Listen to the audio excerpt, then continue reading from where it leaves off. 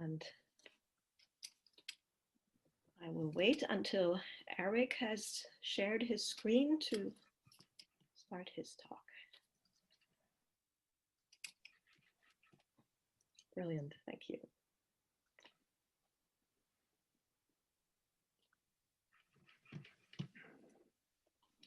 All right, so it's my very big pleasure to announce our second speaker today, Eric Docker, who is joining us from the University of California and will tell us about modular graph functions, forms, and tensors.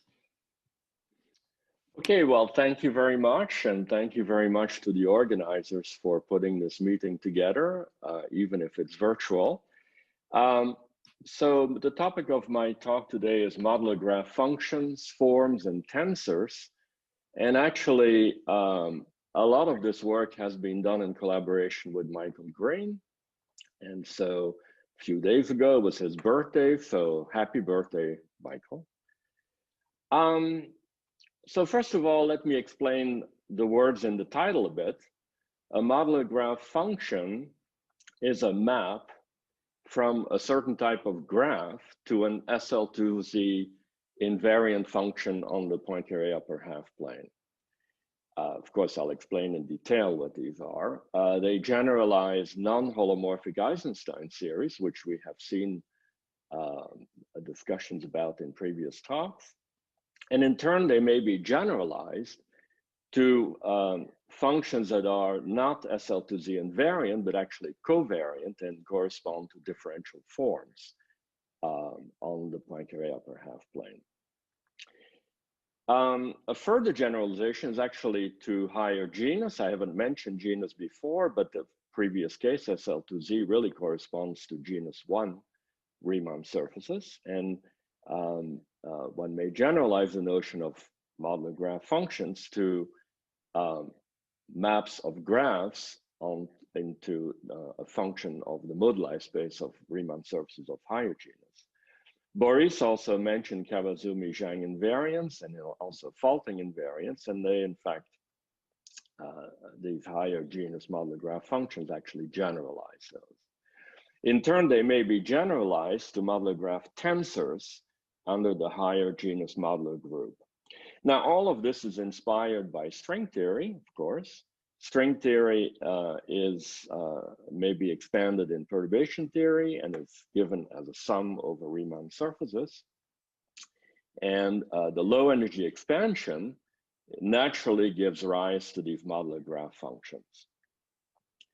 And in particular, as already Stephen and Boris have pointed out, one is interested in the physics of the low energy expansion of string theory, and in particular in comparison with predictions from S-duality and so on and so forth.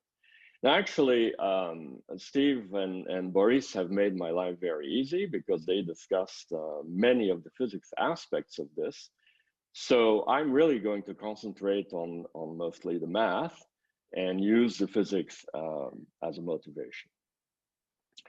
So very briefly then, perturbative string amplitudes are given by a topological expansion in the string coupling parameter, and that expansion can be organized in a sum over compact Riemann surfaces of genera going from 0 to infinity. There are declarations on this by points. These vertex points represent physically the incoming and the outgoing strings in the physical process. For a given process, the number of vertex points is fixed. So for example, physicists speak of 2 particle to 2 particle scattering, which would correspond to n is equal to 4. So how are these amplitudes calculated? Very briefly, in just one line. For every genus, you integrate the n vertex points over the compact Riemann surface. The introduction part was just words, so now you see it written down, but it's just those words. And then here is the sum over Riemann surfaces, which is, I think, where I was. So Catherine, thank you very much. I hope this will now work. So for each genus, one integrates over the vertex points of over the compact Riemann surface, and then finally over the moduli space of compact Riemann surfaces.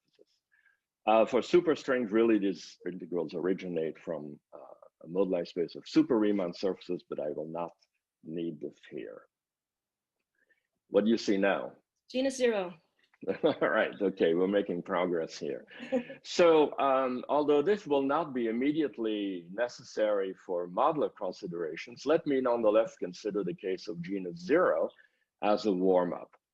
So in the case of genus 0, we have the Riemann sphere, and the amplitudes involve integrals of the Zellberg type, complex Zellberg type. So integrals over C of these different powers of differences of points.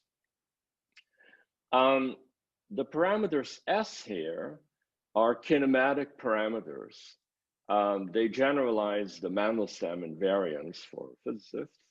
There are no S's on the diagonal, and every row and every column sums to 0. But otherwise, you can really think of these as complex parameters, and these integrals are meromorphic in these complex parameters with simple poles at non-negative integers, and those poles correspond to the exchange of massive string states. So that's the physics of those. For example, if you take the 4 graviton amplitude, and here and throughout, I'm going to omit all the kinematic factors that go with this, which already Steve and Boris referred to. So for example, for the 4-point amplitude, there is a factor of the Riemann tensor, 4 copies of it with suitable traces. And I'm just going to ignore that because I'm going to focus on the math more than on the physics here. So in the case of the 4 graviton amplitude, these integrals can actually be done, and they're ratios of gamma functions. And we're going to be interested, as also Stephen and Boris already emphasized, often in the low energy expansion. And that low energy expansion corresponds to an expansion in powers of these variables S. And so here, in the second equality, I've written an expression which is manifestly in terms of powers of S. If you expand this exponential, you will obtain a Taylor expansion in S, and the coefficients are polynomials in these zeta values, and these zeta values are evaluated at odd integers starting with 3. Okay, so in fact, already the 3-level amplitude, or so-called genus 0 amplitude, has interesting number theoretic properties. What happens for amplitudes with more than 4 gravitons? Well, there it's harder to do the integrals. You can still do an expansion in terms of Sij, and these now give rise to multiple zeta values. In fact, for the experts, to what is called single valued multiple zeta values. Okay, so this was the warm-up. So are you seeing genus 1? Yeah. Okay, so genus 1, the Riemann surface is now a torus, which I'll represent in the complex plane by taking the plane and cosetting out by a lattice, lambda, which is generated by 1 and tau, where tau is a point in the complex plane. So throughout the complex plane, upper Poincaré half plane will be denoted by H1, and the imaginary part of tau I'll denote by tau2. So we can pick some local coordinates, complex coordinates, z and z bar, and I'm going to denote the volume form with area 1 by d mu of z. So the thing that we'll need is the scalar Green's function. So it's the inverse of the Laplacian on this surface, and we normalize it so that its integral is 1. I can write it down in a number of ways in terms of data functions or so, but here the most useful is going to be in terms of a double Fourier series. It's convenient to decompose the points on the torus in terms of this lattice. So I'll parameterize by u and v, where u and v are in the interval 0 to 1. And so then the Green's function is given by this Fourier sum of 2 integers, not both equal to 0.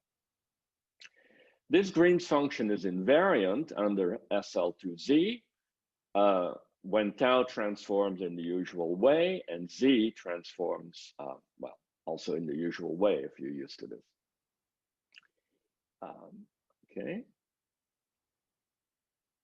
So the genus 1 amplitude is constructed in the following way. I'm going to define for an arbitrary number of points n, the following quantity, b, which depends on the s's and on tau, as an integral over the n points, zk, and then an exponential of the sum of these s's multiplied by the Green's function corresponding to the difference of the points I and j. Actually, the tree-level amplitude was also of this form, where the Green's function is simply the log of the difference of zi and zj absolute values. So this is actually a universal factor in string amplitudes, often referred to as a Koba-Nielsen factor because they introduced it. So the Sij are the same kinematic variables as for genus 0. Here there are poles at positive integers, 1, 2, 3, also corresponding to the exchange of massive string states. But because G behaves logarithmically as a function of the distance, actually the expansion around 0 for S is convergent with a radius of convergence 1. So within this radius, the function B is actually holomorphic in Sij. And so in particular, one can expand it in a Taylor expansion, which is convergent around 0. Since G is invariant under SL2Z, the measure was invariant. This is SL2Z invariant.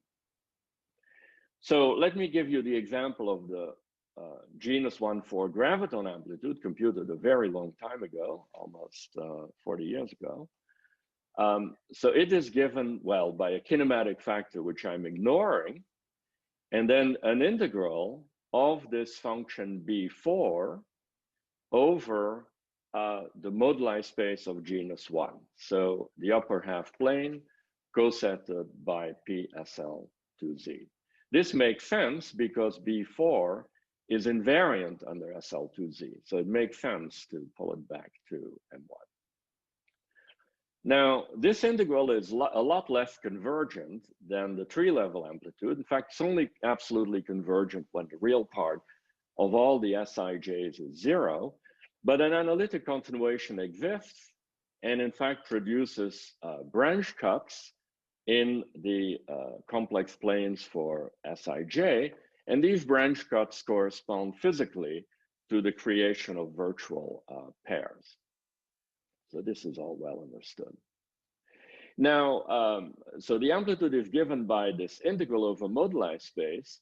In this talk, I'm actually going to mostly concentrate on the integrand and not carry out the integration. The integration is very interesting mathematically and physically, but that's a whole other subject and a whole other set of talks. So one can organize the Taylor expansion of B, which remember is possible because B for given tau has a radius of convergence 1 in each Sij, so we can Taylor expand it, which physically corresponds to the low energy expansion. Of course, it still has to be integrated, but for the time being, I'm just going to consider the expansion of B. And this expansion can be organized in terms of what's called Feynman graphs. Physicists love Feynman graphs. And this goes back quite a ways to work by Michael and collaborators. And the organization of this expansion is as follows. Each integration point, Zi on the surface, you represent by a dot. And then the Green's function between vertices Zi and Zj is represented by an edge or a line. So this represents the Green's function. And each vertex, once you've put together all these Green's functions, is integrated against the measure that we had before for every point. And to a given order in Sij will attach a weight, will assign weight W to a graph that has W edges. Now, graphs can be reduced to simpler types of graphs. For example, if a graph is disconnected, then the corresponding value of B is simply the product of the disconnected components. And also, if you have a graph that becomes disconnected when you cut one edge, that vanishes because the integral of the Green's function alone is 0. And if you remove one vertex, then again, the graph factorizes. So in this way, you can reduce the graphs to essentially one edge irreducible graphs that are connected. So here I'm giving you some examples. So if the weight is 2, we have 2 edges, and the only thing you can write down is this graph. If the weight is 3, you can have either 3 vertices or 2 and connect in this way, and so on and so forth. Now we can organize this expansion by the weight, but actually it turns out to be more profitable and clearer to organize them by the number of loops they have. So actually to backtrack a little bit, so here is actually, one can use this as a definition of a modular graph function. We have a graph, and we will now attach to this graph an SL2Z invariant, Taylor coefficient. Okay, so I'm going to now work loop order by loop order. So let's consider one loop. So to one loop, the number of vertices is equal to the number of edges. All vertices are bivalent, and we integrate over each vertex. And the result of doing that is to have this multiple integral over W copies of the integrand, and then times the Green's functions, which are all concatenated. And the effect of doing these integrations is to set all these momenta P equal to one another. So the result is this combination where P is an element of the lattice that we encountered before.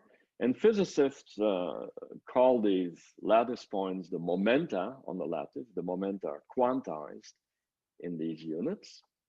And of course, when P is equal to 0, this term would not make sense, so one removes it. So lambda prime is the lattice minus the point 0. Now this gadget you recognize up to perhaps a silly normalization that we use. These combinations are the non-holomorphic Eisenstein series. They may be, here they are defined for a weight W, which is an integer, but actually they can be defined for any complex number. And they're invariant under SL2Z here by construction, as you very well know. They're eigenfunctions of the Laplace-Beltrami operator on the upper half plane, which I wrote down here. Remember, tau2 is the imaginary part of tau. And so the eigenvalues are S times S minus 1. My Laplacian here is actually negative, which is why this is the expression. As you also know, they have an expansion near the cusp at infinity. The leading term is the constant Fourier mode. It's a power tau2 to the S and tau2 to the 1 minus S with coefficients that are essentially zeta values. One can, of course, write down the full Fourier series. There's a Poincaré series. There are eigenfunctions of Hecke operators and so on and so forth. This is extremely well known since the 19th century. So I'll consider one loop graphs completely understood. Now let's look at two loop graphs. So what happens there? Well, let's go back to our figure. So for two loops, we have two loops, but that can mean a number of different possibilities. So in particular, you see that on any leg, in some sense, you can have any number of bivalent vertices. Here there are none. Here there is one on one leg. Here there are two on this leg. And here there are here there is one on each one of the legs. So That means that in general, the denominators that we have can be raised to any power, any integer power. And then the momentum, the integrations of the points dictate that the overall momentum should sum to 0. So that's what explains this delta function. So the weight is the sum of these three integers, a1, a2, a3. This sum is convergent absolutely when AR are in the positive integers, and for me is 1, 2, 3, 4, and so on and so forth. And when convergent, then the result is invariant under SL2Z as well. So hence the name modular graph function is actually a modular function.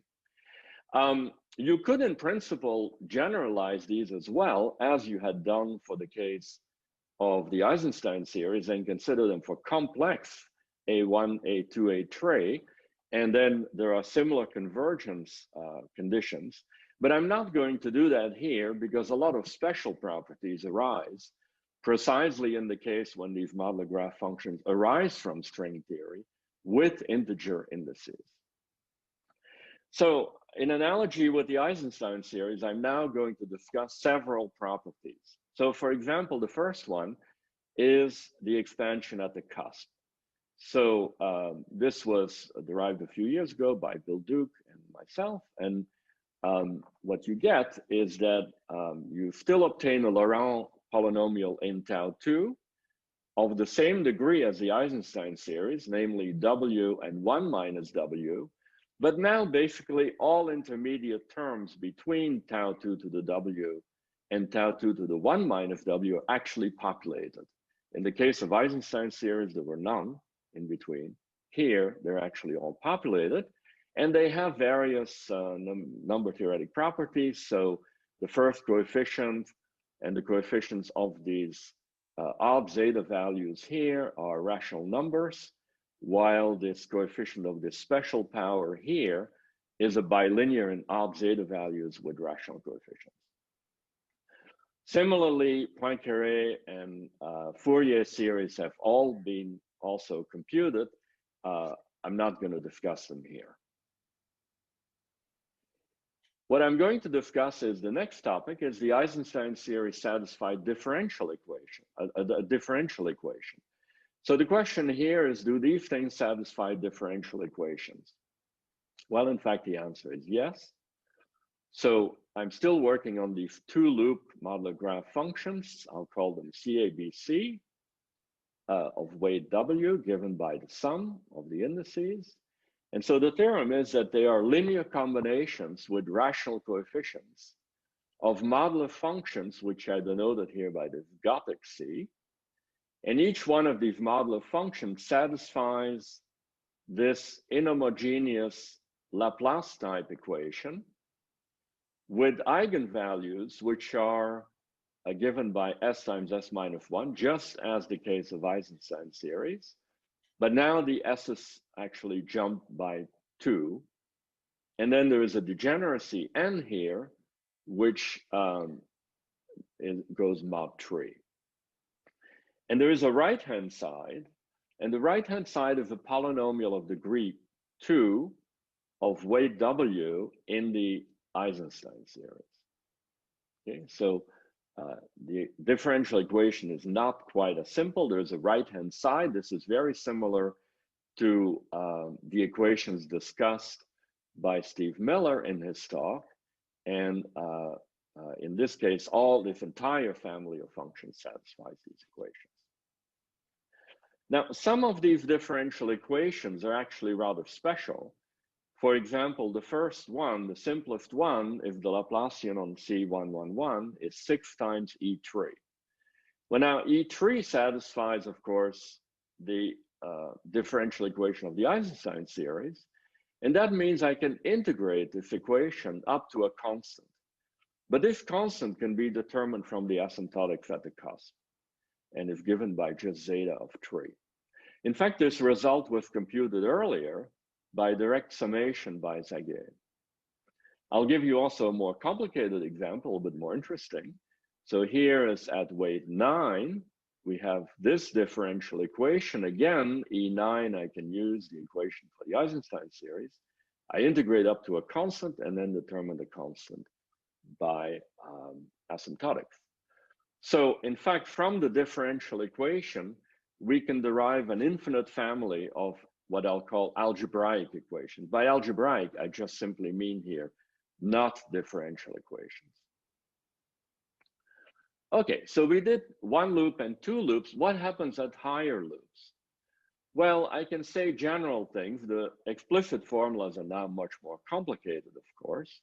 It is still generally true that at the cusp, these modular graph functions have a Laurent polynomial expansion in tau2 of the same degree, 1 and 1 minus w plus exponential terms. And the coefficients now include not just zeta values of polynomials in zeta values, but actually also multiple zeta values. And more specifically, technically, single valued modular multiple zeta values. Now, in addition, they satisfy a host of algebraic identities.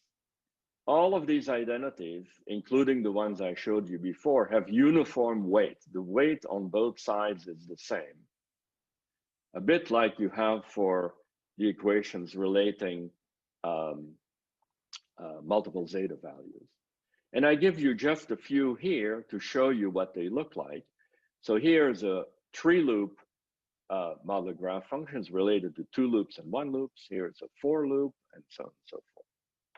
Now, how do you prove these equations? Well, actually, using the Laplacian no longer works. And the reason is that the Laplace-Beltrami operator, acting on tree loops and higher, does not map these functions into linear combinations of themselves. Now, in addition, if we go to amplitudes with more than 4 vertex points, these are actually not given just by these functions b that I showed you, but they also involve derivatives of the Green's function, in addition to just powers of the Green's function. And that produces exponents of the momenta that are unequal for the holomorphic ones compared to the anti-holomorphic ones. So we actually need to generalize. This is not general enough to have a good theory of what these things are. So here I present a general definition of what we call modular graph forms for a reason I'll explain in a second. So we consider a graph, but we consider it with decorations, which I'll call A and B. The graph has V vertices and R edges. Gamma is the connectivity matrix of the graphs. It gives you the relation between whether a vertex and an edge meet or not. And if they do, then you have the value 1 or -1, and otherwise it's 0. The decorations generalize these indices A, B, C that we had before and are given by arrays of integers, positive integers. And so to the decorated graph, we now associate, so there is the characterization of the graph by the connectivity matrix, then there are the decorations, and then there's the point in the upper half plane. And they're given similarly, but there's a momentum conservation relation at each vertex. And then the edges are now given by inverse powers of the momenta, where PR and P bar R are raised to independent powers, AR and BR. Okay. Now, if we apply an SL2Z transformation with the particular normalization I've chosen here, then these objects transform with a weight, a modular weight, written in this way. Now, the modular weight here is purely anti-holomorphic in nature. It's given in this way. So these quantities are not modular functions. They transform either as a modular, what we call modular form, or you could multiply them by suitable powers of d tau and d tau bar, and then they would be actual differential forms, which is why we dub them modular graph forms. Now here I've chosen a particular normalization when mu is not 0. There is no canonical normalization for the powers of tau2, so this is an arbitrary choice, but a convenient one. And if the arrays A and B are identical, then mu is 0, and in fact we recover modular graph functions. So this is a true generalization of modular graph functions.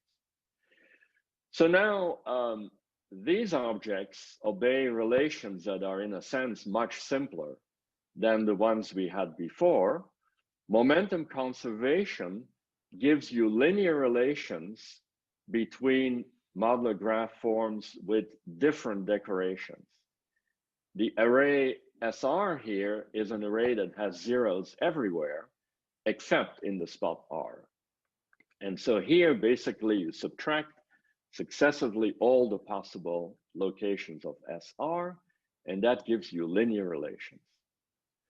Instead of using the Laplace operator, we use the mass operator, acting here on purely anti-holomorphic weight forms. And this gives you first-order differential equations. And in fact, this differential operator maps modular graph forms to modular graph forms with this very simple relation, where AR is simply the rth entry of the array A, and SR is the quantity I defined here.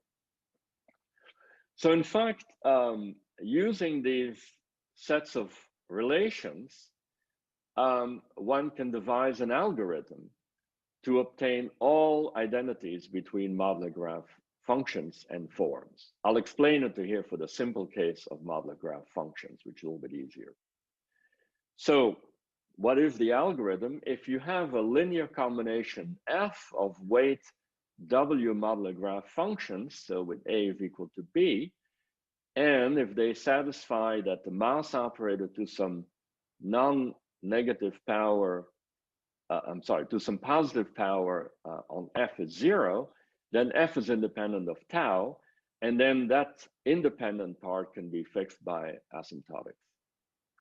How does this in practice work? Well, you see that each time you apply this mass operator, you increase the exponents of the holomorphic part by 1 and decrease the exponents of the anti-holomorphic part by 1 as well.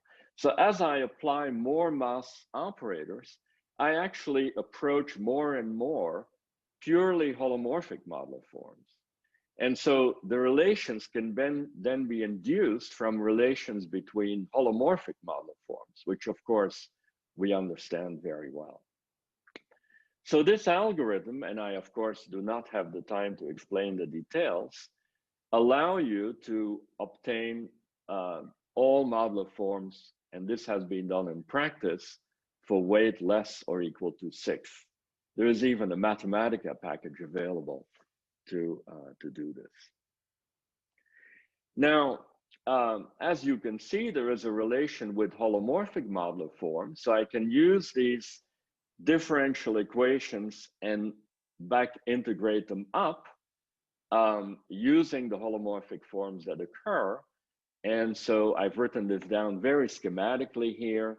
You can have a differential equation for these quantities E, which are holomorphic or meromorphic, and which are related to an E with 1 fewer entry, and then a holomorphic standard form, the standard holomorphic Eisenstein series. And so they admit an integral representation then, and that integral representation can allow you to express the modular graph forms. These things satisfy shuffle relations and are interesting in their own way, and can be generated via a generating function. So this was done in this work here. Another generalization is that so far we have considered Feynman graphs that have no momenta inflowing or outflowing. That's easy to change, especially for a physicist. It's what we do all the time. So one can in fact generalize these modular graph functions and forms to non-holomorphic single-valued elliptic functions by introducing essentially a character. You can think of this as a character, or it can give the form characteristics. And the simplest case is prototype, if you wish, is the Siegel-Zagier single-valued elliptic polylog, which I wrote down here, which depends on two indices, A and B. The holomorphic and anti-holomorphic momenta again come to different powers. And here is this multiplicative character. So elliptic modular graph functions can now be defined again for an arbitrary number of loops and exponents. And I've written it down here. There are lots of differential and algebraic equations, again, related to iterated integrals, but perhaps the most interesting in a number theory conference is if you wanted to consider not modular graph functions with respect to SL2Z, but rather with respect to a congruent subgroup, then actually you could use these as a starting point. For example, for the principal congruent subgroups gamma n, I would pick the points Zi here, these multipliers, to be torsion points of degree n. Okay, that's pretty much what I wanted to say about genus 1. You see that string theory forces you to not just consider quantities on surfaces of genus 1, but also on arbitrary genus surfaces. And so the question is, well, what type of functions does this give rise to? So in short, what is our task? Well, our task is to generalize the genus 1 construction to higher genus. What did we have at genus 1? Well, I'm going to concentrate again on the integrand only, not integrate over moduli yet. And so we had an integral over all the vertex points, and we had this Koba-Nielsen factor. Very simple, actually. So if we consider a compact Riemann surface of genus H, which is greater or equal to 2, then what we need minimally is a generalization of the Green's function and a generalization of this measure of integration. So in order to get that going, let me just refresh your memory on some higher genus stuff. So the first homology group is isomorphic to Z to the power twice the genus. It's equipped, we can equip it with an intersection pairing, which is anti-symmetric. And so we can pick a canonical basis of A and B cycles and a canonical basis of dual holomorphic 1 forms, which I'll call omega I. And these indices, capital I and J, will always run from 1 to the genus here. So they can be canonically normalized on A cycles, where delta is the Kronecker delta, and then on B cycles, they give rise to a symmetric matrix which has a positive imaginary part by the Riemann relations, which is referred to as the period matrix of the surface. In the case of genus 1, the period matrix is not a matrix, just a number, complex number, tau, and right. The Jacobian variety is given by C to the power H divided by the lattice spanned by the identity and by omega. The modular group is the group that leaves this anti-symmetric pairing invariant, and that's SP2H, Z. So it's a symplectic group of dimension 2H with, rank, I guess, H, and with integer entries. And you can decompose it in blocks of H by H matrices, A, B, C, D. And then the homology cycles are mapped as follows. It's natural to introduce the Siegel upper half plane, which upper half space, which generalizes the Poincare upper half space and is given by H by H matrices, omega, which is symmetric and positive imaginary part. And for the special case of genus 2, the moduli space of compact Riemann surfaces is actually given by the Siegel upper half space divided by SP4Z. With a minor detail, which is you have to remove the diagonal corresponding to disconnected surfaces. Okay, so after this little introduction on higher genus, we're now going to go and try to find a Green's function and an integration measure. So actually, on any Riemann surface, sigma, there is a natural metric given by the pullback of the flat metric on the Jacobian. This metric is conformal and is also modular invariant and gives a canonical volume form on the surface, which I've written down here. So omega is are the abelian differentials, holomorphic abelian differentials. Omega bar is just a complex conjugate. Omega, capital Omega, is the period matrix, and throughout I'm going to denote the imaginary part of the period matrix by y. And I can normalize this volume form to 1, to integrate to 1. The Green's function, there is a natural generalization of the genus 1 Green's function given by the inverse of the Laplacian on functions orthogonal to constants, given like so. And for the special case of the Arachelov Green's function, what one subtracts here is this canonical volume form. And we can normalize it, we normalize it to integrate to 0. So having these ingredients, there is a very natural candidate for a generating function for higher genus modular graph functions. Namely, I take this measure given by integrating over each copy of the Riemann surface, and then have a Koba-Nielsen factor where the Green's function is now the Arachelov Green's function. Okay. These integrals are again absolutely convergent in the unit disk for each of the parameters S. So there is you can do a Taylor expansion, a convergent Taylor expansion in S around 0 with radius 1. And so in fact, these Taylor coefficients in this expansion define higher genus modular graph functions. One particular set of examples of these. Now, actually, if you look at the genus 2 4.4 graviton amplitude, it is not given by the previous expression. Why is that? Well, while the volume form kappa is essentially unique on a single surface, when you consider n copies of the surface, the measure kappa to the n is not unique. And in fact, as Boris mentioned in his talk, the genus 2 4 graviton amplitude is available, was computed a long time ago, and is given by this expression. So the exponential here is again the Koba-Nielsen factor, but the integration measure is more complicated. It's given by the wedge product of y times y bar, where y is this combination that involves the kinematic variables s, but also involves these bi-holomorphic forms, omega, which omega.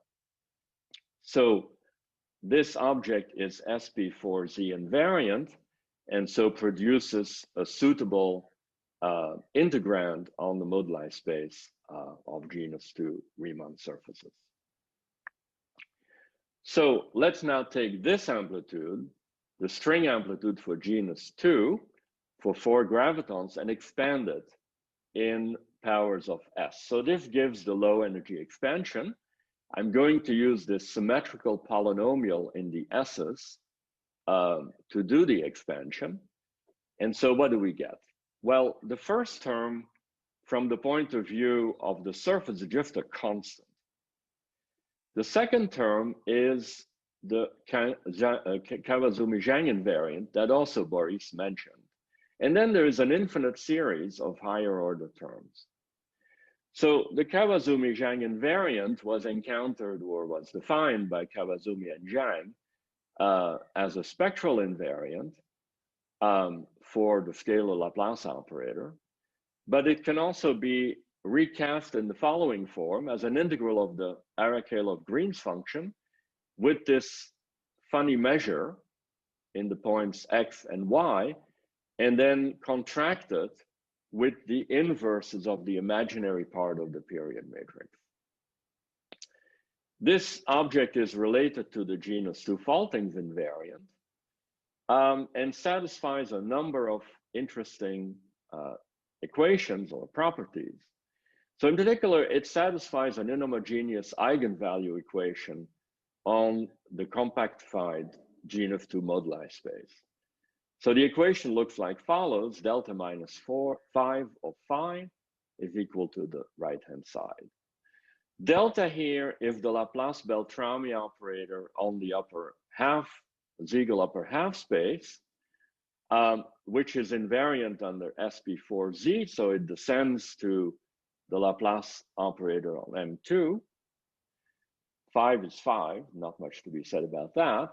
And delta Sn is the delta function which has support on the separating node, where the surface decomposes into two genus 1 surfaces. Actually, this differential equation allows you to integrate phi over moduli space, and this gives this d to the 6th r to the 4th effective interaction that Boris and also Stephen discussed and matches with the predictions of S-duality and supersymmetry. And as Boris also explained, it admits a theta lift. So now we could go to higher orders in S and expand further. We get new invariants, which I will not write down. Now, actually, recently, we computed the genus 2 amplitude, but with 5 gravitons. That's a lot more complicated, and we used ingredients from the pure spinor and RNS formulations to do it. And then in ongoing work with Oliver Schlotterer, we're actually also deriving at least part of it, the NS sector, from the RNS formulation alone.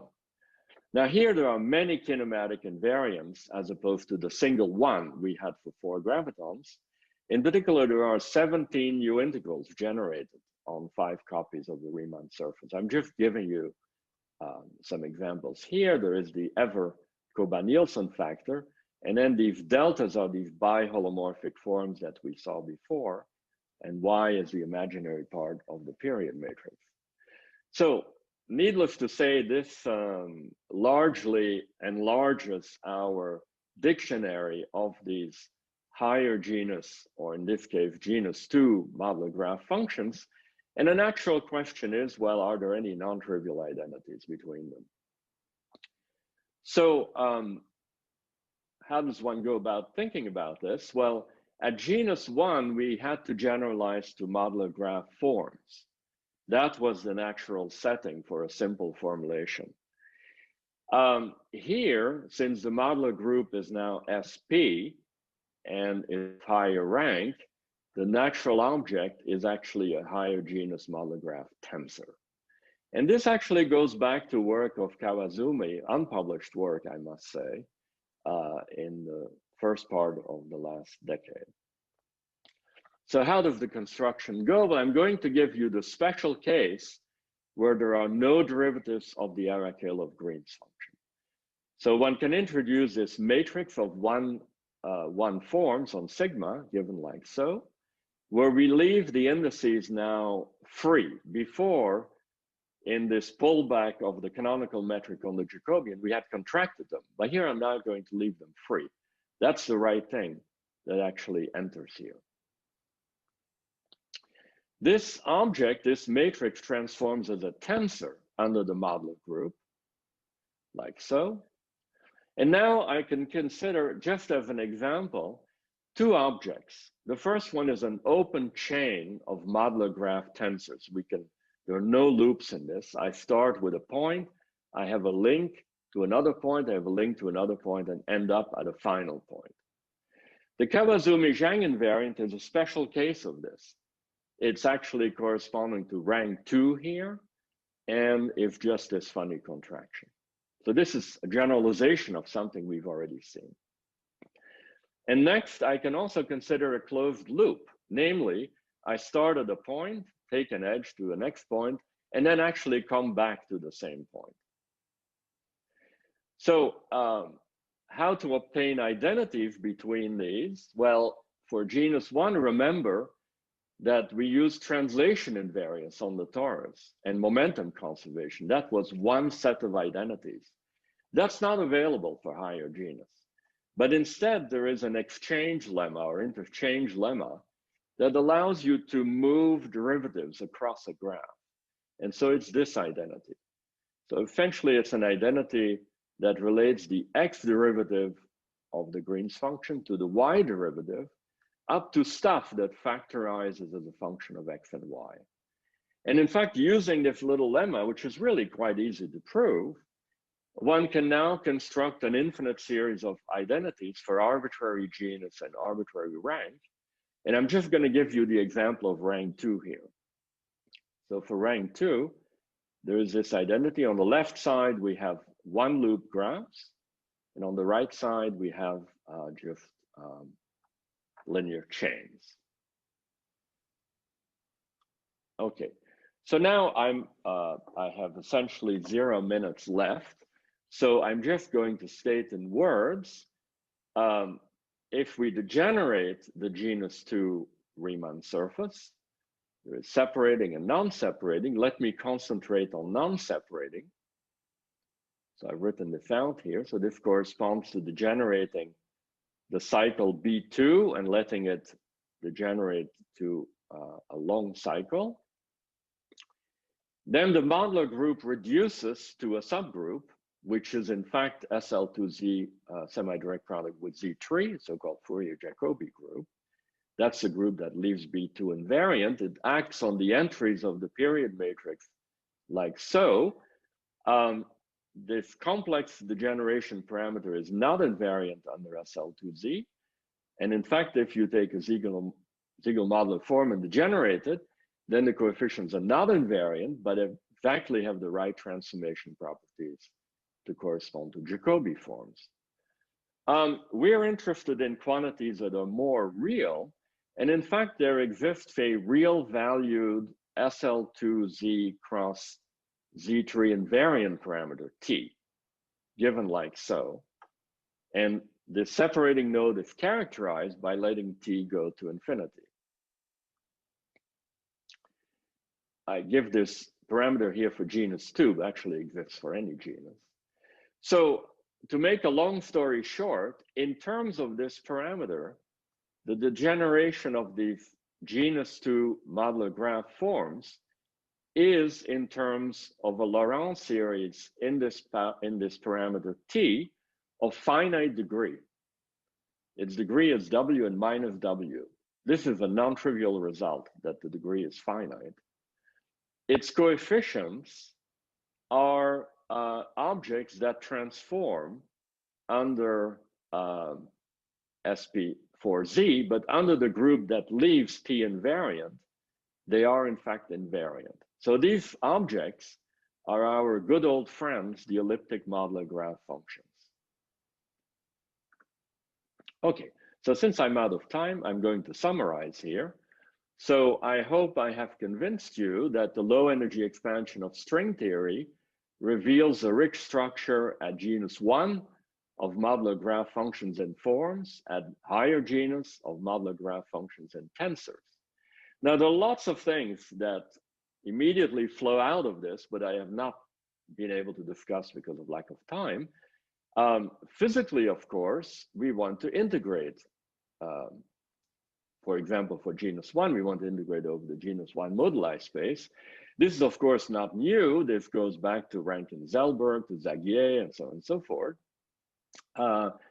Having done these integrals in recent papers, one can draw conclusions about the behavior as a function of transcendental weight of these amplitudes. One can integrate over genus 2. Boris discussed that to some extent, and I just said it in words.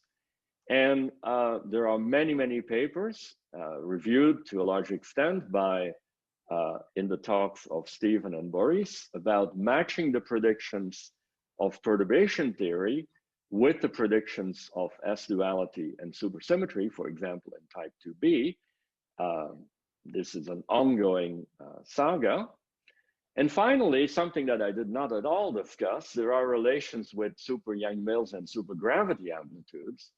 For example, gotten by taking the tropical limit that Boris discussed. And again, there are many, many papers.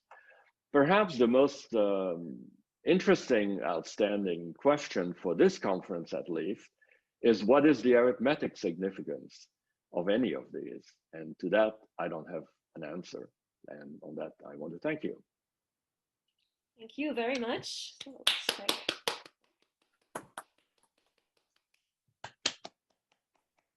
Virtual applause, and now I can call for questions or maybe answers.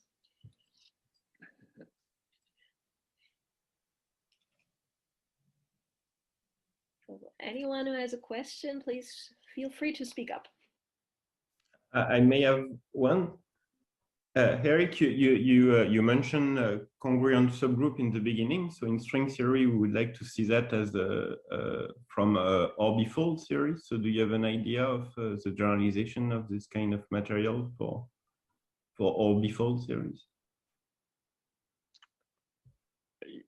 You mean for compactification of let's say 4 or 6 dimensions of our 10 on an orbifold? Is that what you mean? Yeah, exactly. Yeah, I mean orbifold. Right. So so of course to genus 1, a lot is known since you know, the mid 80s. On genus 2,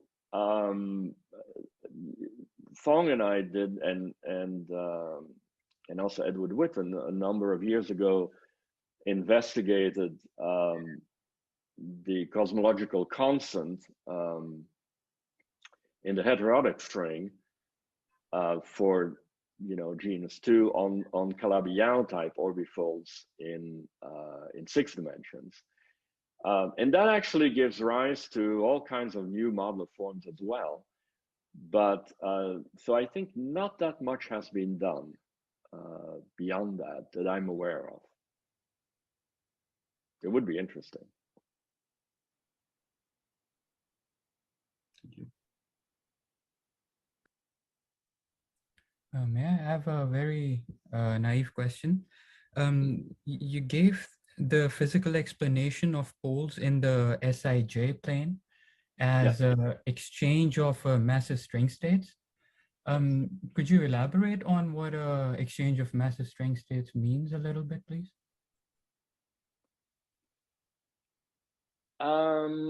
Well, I probably should have had an iPad here to draw this, but the simplest exchange is when you have 2 particles or strings meet in a vertex, and then you have an intermediate particle propagating, and then that particle again splits. It's this kind of well, double V. I'm really sorry I didn't draw this. And so that exchange as a Feynman diagram produces a pole, because there is just a single propagator in the middle. And when the momentum square approaches the mass of that particle, then that produces a pole. And so in string theory, there is basically for every, in the normalization I used, for every integer, positive integer value, there is a multiplet of massive particles, and each of them produces a pole. Does that answer your question to some extent? Yes, and I will bother you again in the discussion session. But and so, if it's easy to explain, what do the branch cuts mean in the Sij plane? Okay.